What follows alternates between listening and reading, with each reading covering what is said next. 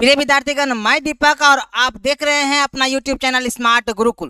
प्रिय विद्यार्थीगण, 12th के बाद मेडिकल क्षेत्र में अपना करियर बनाने के लिए 12th पास आउट छात्र सबसे पहला प्राथमिकता जो देते हैं वो एएनएम या जीएनएम को देते हैं और देना भी चाहिए, क्योंकि इसके बाद आपके भविष्य जो है वो सिक्योर्ड हो जाते हैं, भविष्य आपकी उज्जवल हो जाती है। लेकिन क्या आपको पता है एएनएम या जीएनएम ये दोनों में से बेस्ट कोर्स कौन सा है? कौन से कोर्स करने के बाद जल्दी जॉब हो जाएगी और कौन से कोर्स में बहुत ही अच्छी सैलरी आपको जो है मिलेगी? ये सारी चीजों पे छोटी छोटी जानकारी बिल्कुल होनी ही चाहिए ताकि आपको कठिनाई ना हो, परेशानी ना हो। और आज के इस वीडियो में बिल्कुल इसी पर बात करेंगे, इसलिए इस वीडियो के अंतिम चरण सीमा तक बने रहने का प्रयत्न कीजिएगा, प्रयास कीजिएगा। आइए, सबसे पहली जो चर्चा हम लोग करने जा रहे हैं वो ये करेंगे कि एएनएम क्या है। पहले बात यही करेंगे हम लोग कि एएनएम है क्या, तो एएनएम के बारे में समझेंगे। एएनएम का फुल फॉर्म होता है ऑक्सिलरी नर्स एंड मिडवाइफरी। इसे हम लोग हिंदी में बोलते हैं, याद रहे, ध्यान रहे, सहायक नर्स। क्या बोलते हैं सर? तो बोलोगे सहायक नर्स बोलते हैं, पहली बात है। दूसरी बात है, एएनएम जो कोर्स होती है बेसिकली इसमें जितने भी शिक्षार्थी अर्थात जो शिक्षा प्रदान करने के लिए जो एडमिशन लेते हैं, इस कोर्स को करते हैं ताकि अपना भविष्य आप उज्जवल कर सके, तो उन्हें जो ट्रेनिंग दी जाती है बिल्कुल बेसिक ट्रेनिंग दी जाती है। याद रहे ये चीज, बेसिक ट्रेनिंग दी जाती है। बेसिक ट्रेनिंग का अर्थ क्या हुआ?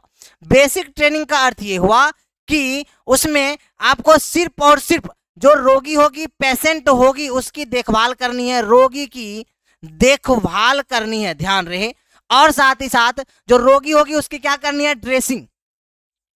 ड्रेसिंग करने का काम करनी है। अर्थात मेडिकल से जुड़ी बेसिक जानकारी की जो आप लोग को जानकारी दी जाएगी बेसिकली वो एएनएम में दी जाएगी। जो ट्रेनिंग दी जाएगी बेसिक मेडिकल जानकारी की, उसे वो एएनएम में दी जाती है, अर्थात इस कोर्स में दी जाती है। ये तो हो गई एएनएम की बात। लेकिन आपको ध्यान रहे, हमारे गांव में, हमारे प्रखंड में, साथ ही साथ हमारे ब्लॉक में, हमारे राज्य में, ये सारी जो अगर आप गौर से अगर देखोगे, चूंकि हमारा पूरा भारत देश जो है ग्रामीण प्रधान देश है, और उनमें से बिहार की अगर तुलना की जाए तो ये बिल्कुल जो है ये ग्रामीण प्रधान ही है। और मैं आपको बता दूं, ग्रामीण क्षेत्र में जो नर्सेस आपको दिखती है वो प्रखंड स्तर पर दिखे, चाहे वो आपको जो है ब्लॉक स्तर पर दिखे, साथ ही साथ आपको वार्ड स्तर पे दिखे, तो वो कौन से नर्सेस होने जा रही है? वो सारे के सारे एएनएम नर्स होती है, एएनएम कोर्स की हुई नर्सेस होती है। तो कह सकते हैं कि ये कोर्स आपकी भविष्य को उज्जवल बना पाएगी, काफी बेहतर कोर्स भी है ये तो हो गई एएनएम की बात।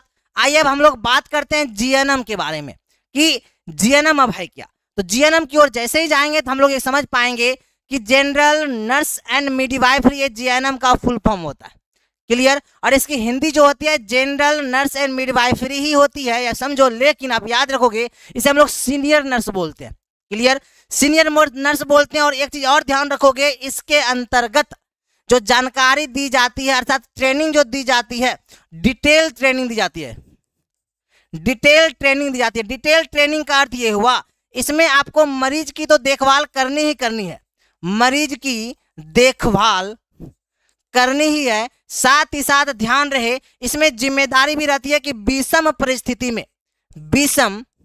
परिस्थिति में अगर डॉक्टर हॉस्पिटल में उपस्थित नहीं है तो रोगी को देखेगा कौन, रोगी का देखभाल कौन करेगा? तो बोलेंगे हम लोग जीएनएम नर्सेस करेंगी। साथ ही साथ मेडिकल से जुड़ी जितनी भी एडवांस जानकारी होती है वो सारी जानकारी जो है इसमें प्रदान की जाती है, इस जीएनएम कोर्स में ट्रेनिंग के रूप में दी जाती है।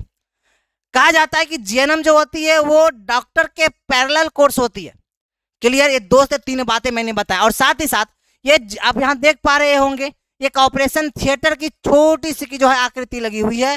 इनमें आप अगर गौर से देखोगे तो ये आपकी जो है डॉक्टर है, ये डॉक्टर। और साथ ही साथ सहयोग करने के लिए ये जो 3 व्यक्ति आपको दिख रहे हैं, चाहे वो महिला हो चाहे वो पुरुष हो, ये तीनों के तीनों कौन है? तो बोलेंगे ये तीनों के तीनों नर्स है। ये तीनों के तीनों नर्स है। कौन से नर्स है ये जीएनएम नर्स ही है। अर्थात डॉक्टर के सहयोग करने के लिए जो नर्स होते हैं उसे हम लोग बोलते हैं बेसिकली कौन सी नर्स? तो आप बोलोगे जीएनएम नर्स बोलते हैं, जीएनएम कोर्स की हुई रहती है, जीएनएम ट्रेनिंग की हुई रहती है, ये चीज को ध्यान में रहे। और एएनएम बिल्कुल बेसिक जानकारी इसमें मिलती है।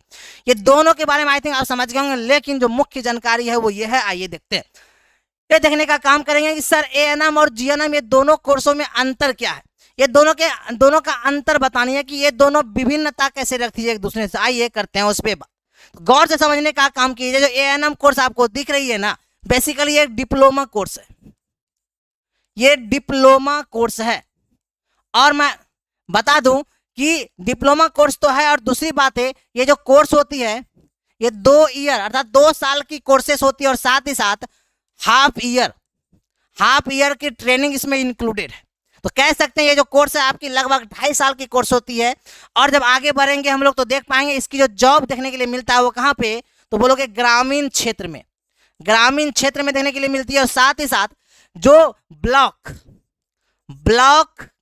स्तर स्वास्थ्य केंद्र में इसकी जॉब देने के लिए मिलती है। और आज के दिनों में वर्तमान स्थिति में और आने वाले 5 साल तक ये आपके लिए वरदान साबित होगा। काफी अधिक मात्रा में आपको देखने के लिए मिलेंगे नर्सेस की वैकेंसियां यहाँ।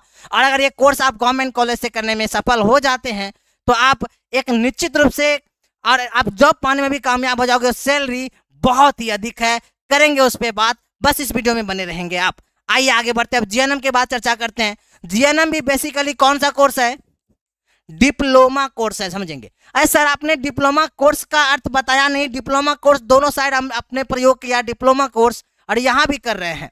तो डिप्लोमा का अर्थ होता क्या है, डिप्लोमा का अर्थ होता है कि वैसा कोर्स जो 12th के बाद आप करो, 12th के बाद आप कर सको। क्लियर, ये चीज आप समझ पाएंगे। जीएनएम के बारे में हम वार्तालाप कर रहे थे अभी। जीएनएम एक डिप्लोमा कोर्स है, और साथ ही साथ ये कोर्स जो होती है 3 ईयर की कोर्स होती है, समझ ध्यान रहे आपको। और साथ ही साथ हाफ ईयर की ट्रेनिंग दी जाती है। तो कह सकते हैं 3.5 साल की ये कोर्स होती है। क्लियर, ये बातें तो हो गई। अब इसके अलावा जो है जो ध्यान देनी है वो ये देनी है आपको कि ये कोर्स करने के बाद सदर अस्पताल में आपकी जॉब लगने की संभावना अधिक होती है। साथ ही साथ जिला अस्पताल जो होती है,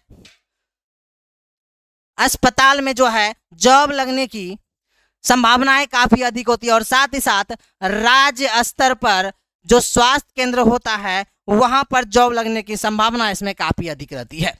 संभावना इन द सेंस कि अभी हम लोग पैंडेमिक से होकर गुजरे हैं। आप लोगों को पता है हमारे पैंडेमिक जब जो कोविड-19 थी उसमें इस नर्सेस की सहायता से ही, कौन से नर्स, जीएनएम नर्सेस की सहायता से ही हम लोग जो है बच पाए हैं और इस कोविड-19 से हम लोग लड़ पाए थे। क्लियर सी बात है। इसलिए वर्तमान स्थिति में एक जो है जीएनएम कोर्स हो या एएनएम हो, दोनों के दोनों बेस्ट कोर्सेस हैं, नर्सिंग कोर्सेस है। और दोनों में से कोई ना कोर्स अगर आप लोग करते हैं दोनों आपके लिए वरदान साबित होगा। लेकिन दोनों में अंतर क्या है, मैंने थोड़ी सी चर्चा आपको इसमें रखने का काम किया, और थोड़ी सी विभिन्न चर्चाएं अभी हम लोग करेंगे ताकि आप ये समझ पाओगे कौन सा कोर्स आपको जो आपके लिए जो है वरदान साबित हो सकता है और बेहतर साबित हो सकता है। क्लियर, आइएगा थोड़ा ध्यान देंगे आप लोग। आई थिंक अब बात करते हैं जीएनएम हो या एएनएम हो, इसमें एडमिशन कैसे होती है। तो गौर से समझोगे कि जीएनएम हो, जस्ट अ सेकेंड, जीएनएम हो या एएनएम हो, क्योंकि ये दोनों कोर्स जो है बहुत महत्वपूर्ण कोर्स है। एक कोर्स करने के लिए आपको सबसे पहले गवर्नमेंट करती क्या है, कोई भी स्टेट गवर्नमेंट, चाहे वो बिहार सरकार हो, चाहे वो झारखंड सरकार हो, चाहे वो उत्तर प्रदेश सरकार हो, चाहे वो विभिन्न राज्य के सरकार ही क्यों ना हो, प्रत्येक वर्ष जो है जो अलग अलग राज्यों के सरकार है, अलग अलग राज्यों में अलग अलग नाम से इसकी जो है फॉर्म निकलती है। वो फॉर्म होती है एंट्रेंस फॉर्म। कौन सा फॉर्म होती है,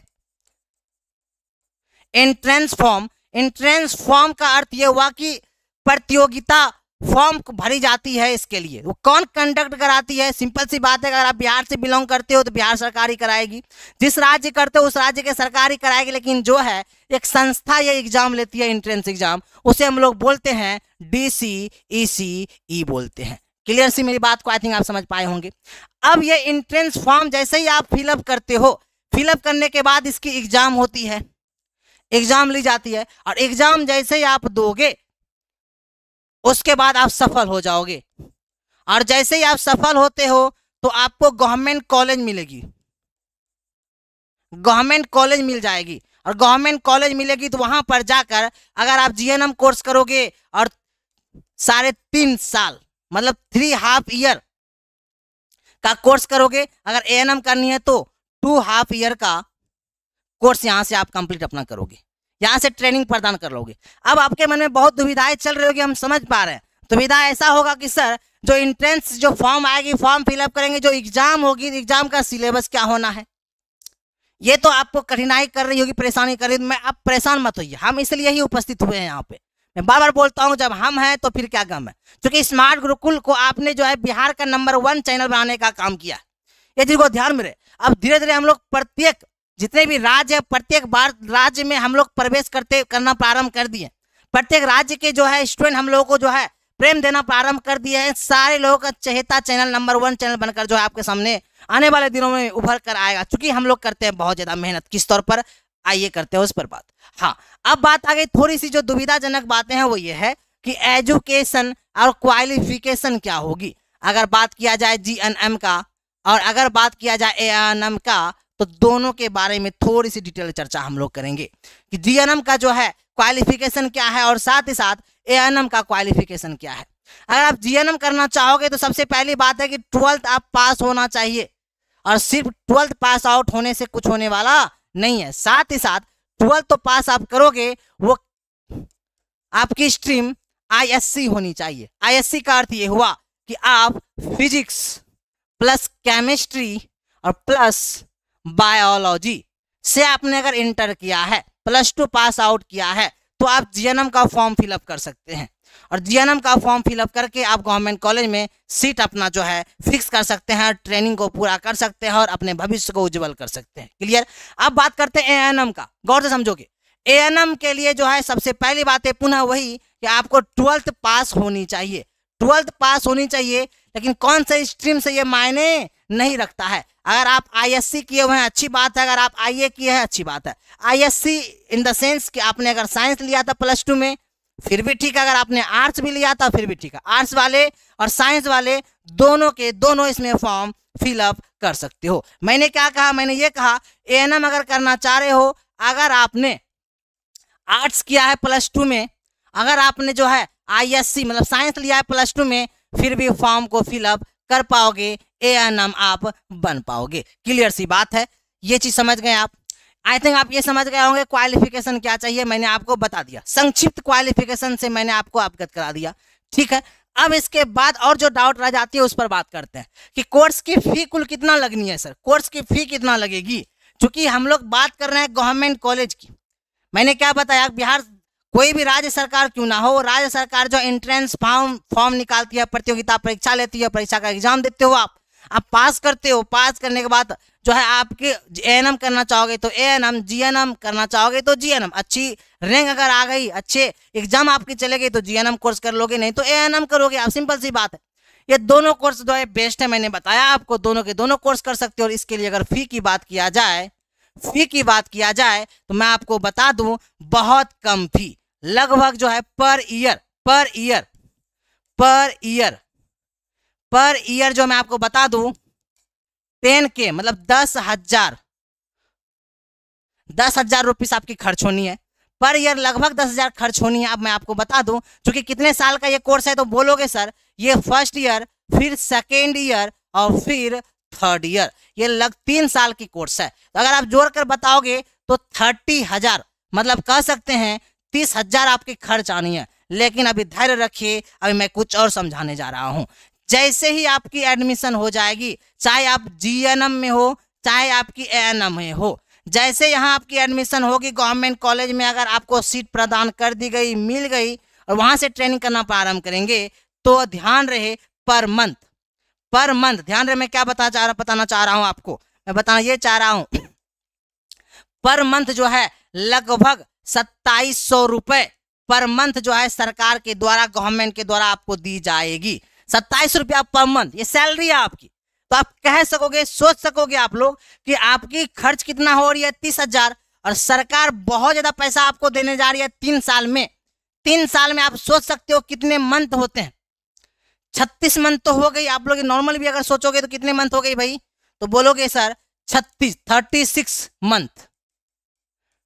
मंथ हो गई, 36 ही ना मंथ हुई जी। और अगर मल्टीप्लाई कर लो किससे, 2700 से, 2700 से मल्टीप्लाई करके आप देखो कितना जो है आप लोगों को सैलरी के रूप में प्रदान की जा रही है, मिल रही है। काफी अधिक, इतना अधिक मिल रही है कि आप सोच भी नहीं पाओगे कि जितना आपकी खर्च हो रही है उससे लगभग 2 गुना सरकार ही आपको देगी। हम कह सकते हैं कि कोई फी आपकी नहीं है, हम ये कह सकते हैं कि आपकी कोई फी नहीं है, क्योंकि जितना वो फी ले रही है आपकी पर ईयर उससे 2 गुना से अधिक पैसा सरकार आपको खुद सैलरी के रूप में देती है। अर्थात आप एडमिशन लेते हो, आपकी सैलरी यहां से प्रारंभ हो जाती है। क्लियर? ये बिल्कुल मैंने सारी बातें आप तक पहुंचाने का काम किया। अब आइए जो मुख्य बातें हैं उस पर ध्यान देते हैं कि सर सिलेबस इसका क्या है, जिस पर अभी हम लोग चर्चा कर रहे थे। क्योंकि मैंने बताया कि ये एग्जाम जो है कौन कंडक्ट कराएगी, डीसीसी अर्थात बिहार से है तो बिहार सरकार कराएगी, झारखंड से तो झारखंड सरकार, बाकी विभिन्न राज्य से हैं विभिन्न राज्य के सरकार कराएंगी। सिलेबस जो है क्या है आइए करते हैं उस पर बात। अगर बात की जाए सिलेबस की तो साइंस से जो है कुल मिला के प्रश्नों की संख्या होती है 25। क्लियर? अगर बात किया जाए सर जीके से तो जीके की संख्या जो होती है 20 होती है। और अगर इंग्लिश की बात किया जाए तो 15 प्रश्न इंग्लिश से रहते हैं। और अगर हिंदी की बात किया जाए तो हिंदी से भी 15 प्रश्न होते हैं। बच गई मैथ की तो मैथ से भी 15 प्रश्न रहते हैं। सबको जोड़ोगे तो प्रश्नों की संख्या देखिए 90 अर्थात 90। Each and every question are 5 marks, प्रत्येक प्रश्न 5-5 अंक से का होता है। गुना अगर करते हैं हम लोग तो 450 अंक का एग्जाम होता है। कुल मिलाकर कितने अंकों का एग्जाम होता है? 450 अंकों का एग्जाम होता है। ये सिलेबस है बिहार पैरामेडिकल का। सिंपल सी बात है। अब आगे बढ़ते हैं हम लोग। ऐसे आगे बढ़ोगे तो सर तैयारी कैसे करें, सबसे पहली बात है और महत्वपूर्ण बात है। क्योंकि अब देखोगे चूंकि हम लोग जो है ठीक 1 महीने बाद आपकी फॉर्म आपके समक्ष आएगी तो तैयारी पहले से ही करनी पड़ेगी, क्योंकि समय तो ज्यादा रहेगी नहीं। लेकिन जो सबसे बड़ी जो मुद्दा है, जो कठिनाई है आपको कि सर तैयारी कैसे करें, बिहार पैरामेडिकल प्रवेश परीक्षा 2025 की तैयारी कैसे किया जाए, और बिहार की नहीं अगर विभिन्न राज्य से बिलोंग करते तो विभिन्न राज्य की परीक्षा की तैयारी कैसे करें। सिलेबस सबका लगभग समान है। आइए बात करते हैं। तो सबसे पहले क्योंकि आपने इस YouTube चैनल को नंबर 1 YouTube चैनल बनाने का काम किया, इतना अच्छा आप लोगों के द्वारा रिस्पॉन्स दी जा रही है, इतना बढ़िया जो है आप लोगों ने भरोसा बनाए रखा है, तो सबसे पहले करनी क्या है, प्ले स्टोर पर जानी है और स्मार्ट गुरुकुल सर्च करनी है। सर्च करने के बाद इस प्रकार से देखने के लिए मिलेगा, उसे डाउनलोड करनी है। जब वहां प्रवेश करोगे आप तो वहां बिल्कुल न्यू और फ्रेश बैच आपको दिख जाएगी पैरामेडिकल की, उसमें जाकर ज्वाइन कर जाओगे गुरुकुल बैच। अगर ज्वाइन करते हो आप, उसके बाद मेरी जिम्मेदारी रहती है कि आपको सफल कैसे कराएं। बस आप कंटिन्यूसली अपने आप को बना के रखोगे, क्लास बस 12 की पूर्वक करने का काम करोगे, बाकी से जिम्मेदारी हमारी होती है। ये सारी बातें हैं। ये सर आपको पैरामेडिकल गुरुकुल बैच के बारे में मैंने बताया, जो हम लोग क्या क्या प्रदान करते हैं, सभी विषयों के ऑनलाइन क्लासेस प्रदान करते हैं। साथ ही साथ 10 वर्षों में पूछे गए क्वेश्चन को एक एक करके हल करके बच्चों तक पहुंचते हैं हम लोग। साथ ही साथ सभी विषयों का मॉडल पेपर सजेशन नोट्स से प्रश्न लड़ेगा, ये हम लोगों की लगभग कह सकते हैं गारंटी होती है। क्यों? क्योंकि मेहनत ही इतना हम लोग करते हैं। ठीक है, सभी विषयों का PDF नोट्स आप तक जो है प्रोवाइड की जाती है और साथ ही साथ बुक्स भी यहाँ की प्रोवाइड की जाती है। ये सारी बातें कुल मिला के सारी की सारी थी। आशा करते हैं कि आप ANM और GNM के बीच जो दुविधा थी उससे आप निकल पाए होंगे और आप अच्छी चीजों को चुनाव कर पाएंगे। चूंकि मैंने बताया कोई भी चीज बुरी नहीं होती, लेकिन अपने अनुसार अपनी कोर्स को चुननी है और अपने भविष्य को बेहतर बनाने का काम करना ही है। मैं दीपक ले रहा हूं वर्तमान समय में विदा। अपना ख्याल रखेंगे, ध्यान रखेंगे, पुनः आएंगे, पुनः शेष बात करने का काम करेंगे। धन्यवाद।